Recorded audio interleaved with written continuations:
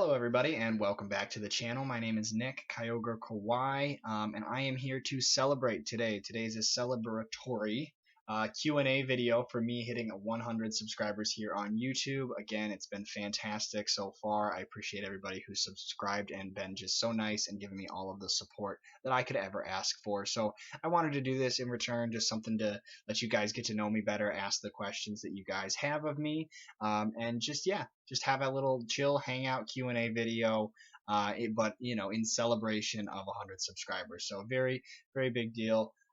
For me, at least, it's a huge deal going from nothing to 100. It was an awesome ride so far, and I can't wait to see where we will be headed in the future.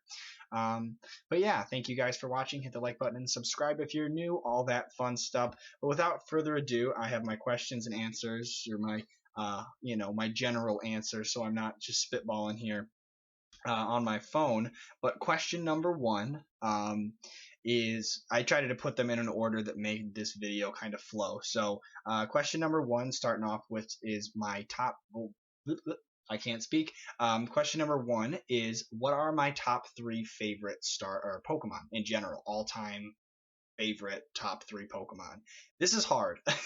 This was a really hard question for me because I really love a lot of Pokemon, and I had to put a lot of thought into if I had to just pick three, what my three favorite were gonna be. But I narrowed down the list. I came down with number one, Kyogre. It's the name of my channel.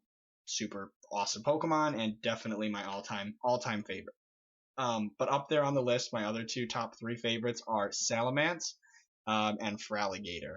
I love Kyogre. It's just an awesome Pokemon, king of the ocean, and we'll get into some more reasons why I like Kyogre later. But I love Salamence. I think it's my favorite dragon out of all the dragon type Pokemon. I think it's just I guess I'm a fan of Pokemon that I think have really kind of cool and strong looking, intimidating looking designs. So that's what draws me towards what I think are cool, strong looking Pokemon like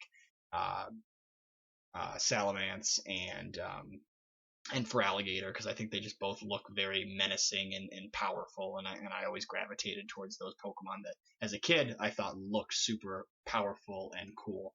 So yeah, those are my top three favorite. I just got a Totodile plush who's hanging out with me. I realized in this full screen I could fit some little plushies, because I want to get like a little shelf or something hung up, or maybe put some shelves up on the wall here. We'll figure it out. But anyway, I got these guys hanging out with me here, who I recently purchased, and Totodile is one of them. So yeah, I love Totodile, Feraligatr, all those guys.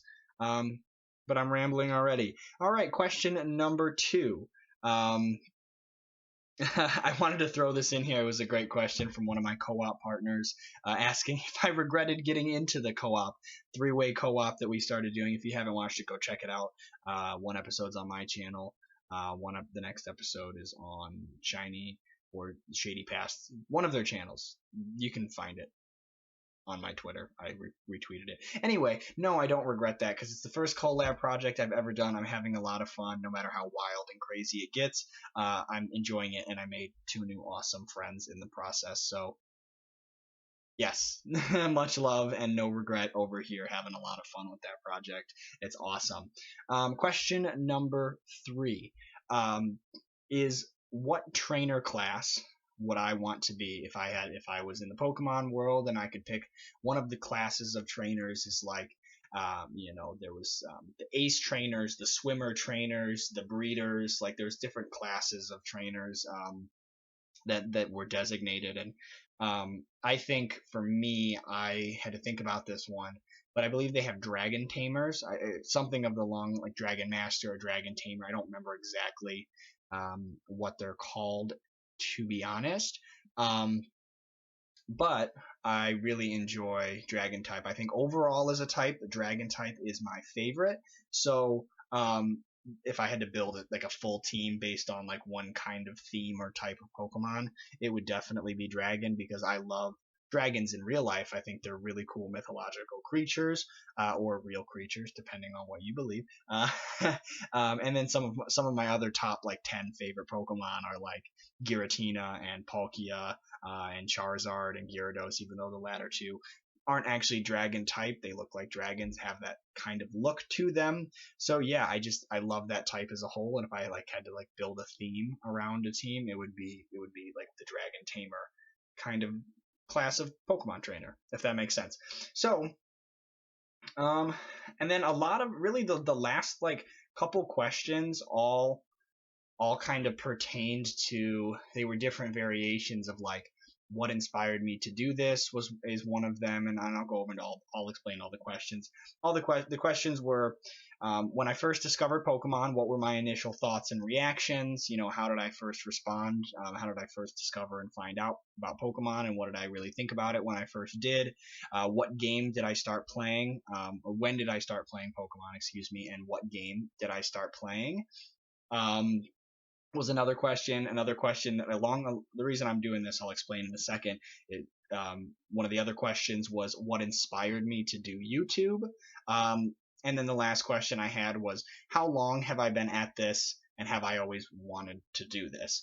So the reason I'm listing all these questions right now is, as I was thinking about it, there's a long kind of like a backstory. So I'm kind of just breaking into a tangent. This is going to be story time. I'm going to answer all the questions as I go, but I actually organize them in a chronological order, kind of telling my story of my experience with Pokemon. And it's been a long journey because it has been most of basically all of my life. So basically from when I almost beginning of my life until now, my journey of first discovering Pokemon, the first game I ever played, and then eventually being inspired to do YouTube. So I am gonna start with that question. When I first discovered Pokemon, what were my initial thoughts and reactions? So yeah, to start you off, I was basically, before I can even remember, like I was probably 1 or 2 years old. My cousin at the time, my mom's cousin, so my second cousin, was my babysitter, and she was a huge fan of the Pokemon anime and the games and all of that at the time. She was, you know, an adult or teenager. So she was much older than me and my babysitter at the time. She was the person who really showed me like the TV show and the anime, which was becoming very popular in America at the time when I was that age, late 90s, right before the 2000s came around. So my initial thoughts as a kid, I don't really remember. All I know is by the time I was like 1.5, 2 years old, you could point out any one of the original Pokemon like Charmeleon, Blastoise, Pikachu, and as a 2 year old, I could tell you what their name was. So at a very young age, I was very enamored by Pokemon, and I had a real interest, I think, immediately, even though I don't remember from stories my family has told me. As soon as I was introduced to it, within a year, I knew all of the original 151 as a very small kid. And then for the most part, from age like 1 to 2 until about age 5, I really only watched the TV show as a kid, as a really little kid, and you know would collect the cards and just look at the cards and look at the figurines, and watch the show. And I didn't start playing the games until Pokemon Sapphire, actually. So multiple years later, I was about 5 years old. That was about the time in my life when I was old enough to start actually playing the games and understanding how to work a controller and play a video game besides just randomly hitting buttons. That was about the age my brain was ready for those type of things. So Pokemon was one of the first video games I ever played, if not the first. I don't quite remember, but I did start with Pokemon Sapphire. It was my first copy of the game that I owned myself. Like I said, I maybe had messed around with Red, Blue, Gold, and Silver at friends' houses that had it, or my cousin's games. But the first game I ever owned and played through all the way myself that I remember was Pokemon Sapphire. So the next question, kind of segueing into that, was when did I start playing Pokemon and what game did I start with? So again, it was 2003. I was about 5 years old. Pokemon Sapphire had just come out. I was very young still. Again, 5 years old. I was starting to get better at reading, but I still couldn't read all of the words that they, like the larger words and everything that they included into a Pokemon game. So Reading the text was not something I was very good at, so but the games are very intuitive. You kind of follow along and you walk around until you figure out where to go. Even if you can't read, that's what's amazing. As a little kid, you can figure out a whole Pokemon game just by walking around enough and smashing the A button. So I did that. And funny story, while I'm on this topic of that first playthrough, I did have a Blaziken as my starter Pokemon in that game. Um, and I didn't understand. I don't remember what I was trying to do.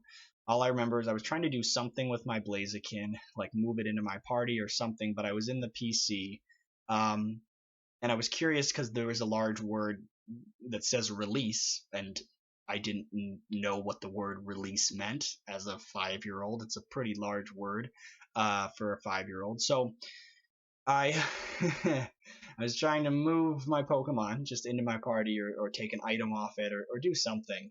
I don't remember. But whatever I ended up doing, I hit the release button and not being able to read very well. I thought I was doing the right thing.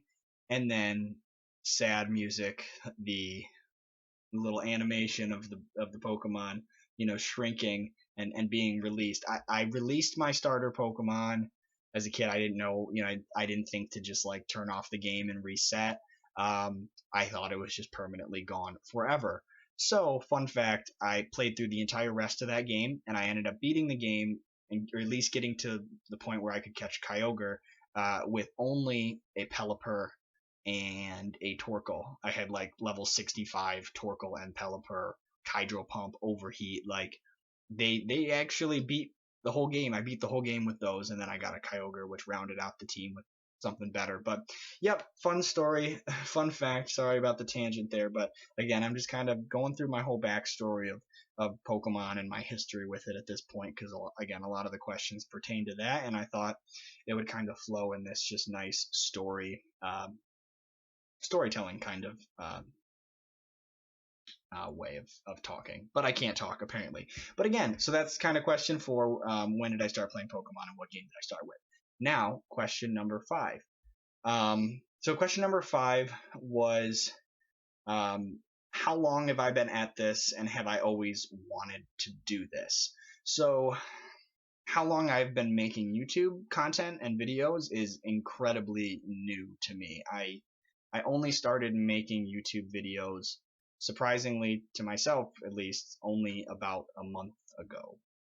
Yeah, a little bit over a month ago is when I sat down and recorded my first video, and on my channel. So hitting 100 subscribers this quickly obviously feels amazing to me, and it already feels like a lifetime ago that happened. Just starting, it feels like I can't believe I went this long in my life not making Pokemon content on YouTube, honestly. So yeah, it's crazy. But really, to kind of continue on with the backstory, I wanted to go what kind of led me to wanting to do this, because part of that next question here is have I always wanted to do this? And the answer is no. I didn't always know I wanted to make Pokemon content on YouTube or anything Pokemon YouTube related or Pokemon content related at all.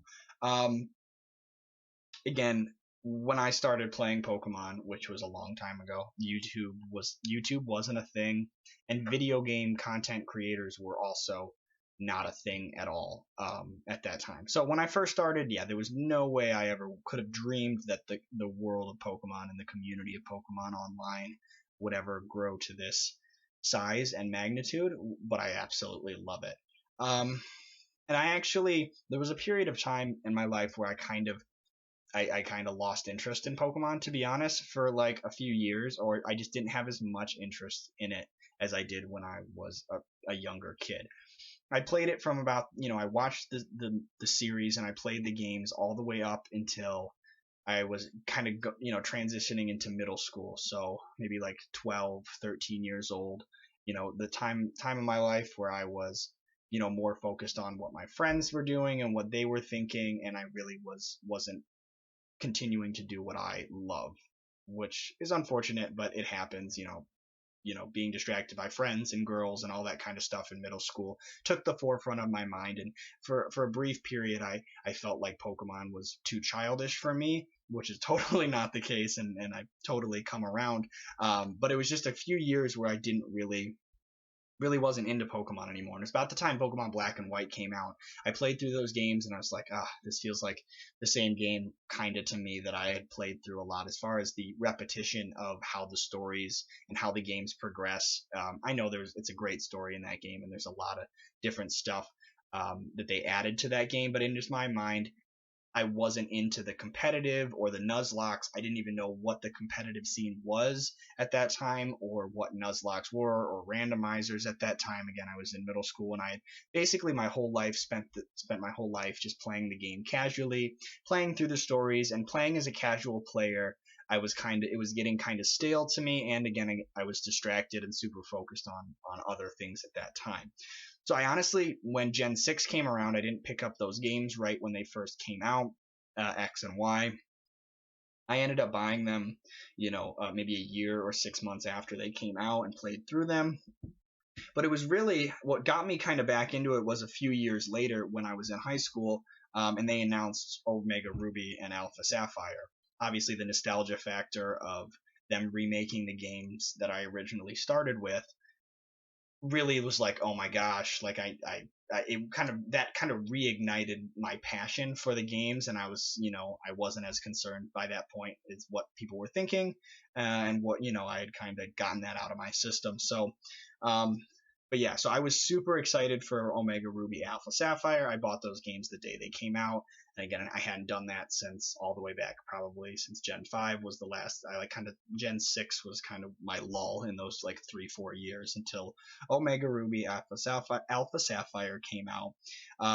I really wanted to complete the living decks. I wanted to, so I was playing a lot. I was trying to complete the living decks, and I was bringing my DS to school, and basically during my lunch break, any free period, any time I had, I was trying to complete the national decks. And because I had my 3DS at school so much, one of my classmates and friends noticed, and we started talking about Pokemon, and he is really the person that I owe a lot of this to, because he showed me the competitive, like, Smogon tiers and like competitive battling of Pokemon World, which to me was something I had never experienced. I was a super casual player, had only done it for fun most of my life until that point. I was, in high school, 16, 17 years old when that happened. So he showed me and made me like a competitive team. We battled each other. We would, he introduced me into that world, which kind of started opening the door for me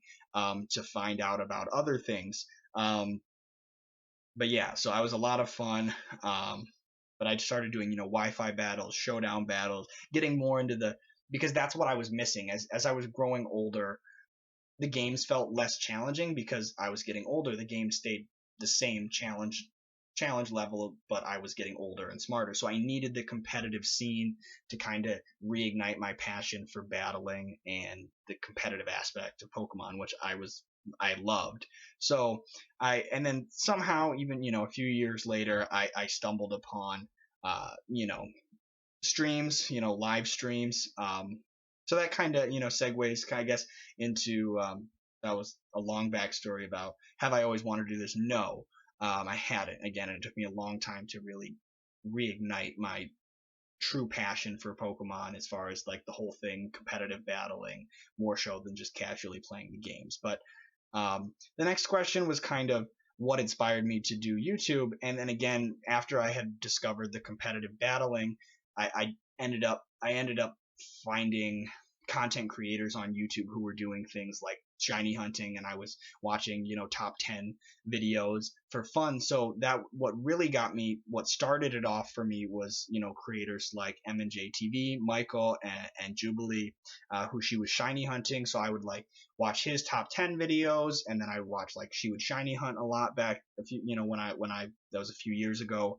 So I would watch them, and then I somehow, like, the whole community is just so interconnected, and through collaboration projects and stuff like that, I found Dobbs and Vinny and Frank and Dylan and Ryan and Luke and now Patter. So it's just like every single person that I've watched has kind of opened the doors for other creators. And then I kind of discovered this larger community of Pokemon YouTubers. And basically it was all of them combined who inspired me to want to make content of my own, because I saw other people, around my age, maybe a little older, maybe a little younger, who were doing this for fun and their careers. All of them are doing it full time. So it had never crossed my mind until I started watching people like them that it was even possible to, make content and do anything, more than just play the games for fun or battle competitively. So, or shiny hunt for your own enjoyment. You could share it with other people and people would really enjoy it. And if you were, it got popular enough, could do it for a full-time job. So those are the people, so shout out to them, because they inspire a lot of people, not just me, who, to want to do this kind of stuff. So really big shout out to all of those creators. I still watch all of them when I can, because they are awesome. And again, they inspired me to want to do this. But yeah, I think that pretty much covers that, but yeah, until I got into this world of like randomizers, and again, it was through all these content creators that I discovered randomizers. I feel so silly because that's exactly like back when I was in middle school, the spark that I needed to get reignited and reinterested in Pokemon was things like shiny hunting and randomized Nuzlocke. And Nuzlocke, like literally, I didn't know what a Nuzlocke was until like I'd heard the term. I think I had come across the term a lot, but I didn't know what it was till probably just a couple, like within the last maybe 4 years, like 3-4 years. And I know people have been doing it for a long time. So I feel really late to the game because I've been playing Pokemon for so long, but spent most of my life just casually playing it. I feel silly because I probably would have discovered this world of content creators a couple years sooner than I had, and maybe would have started doing this sooner. But regardless, I'm here now. But I appreciate all of your questions, and that's pretty much my backstory with Pokemon. I've been playing my whole life, but kind of in more latter years of my life, have gotten into all of this kind of stuff with competitive Pokemon, and it just opened my world, and made me realize, and again feel really silly for even having a flash of a few years of my life where I thought I was getting too old for Pokemon, because now I see that it doesn't matter how old you are. If you love something, it's awesome to pursue and spend your time doing what you love. And I love Pokemon so much, and I love making videos about it and sharing them with you. So thank you all for your questions. I really appreciate them all.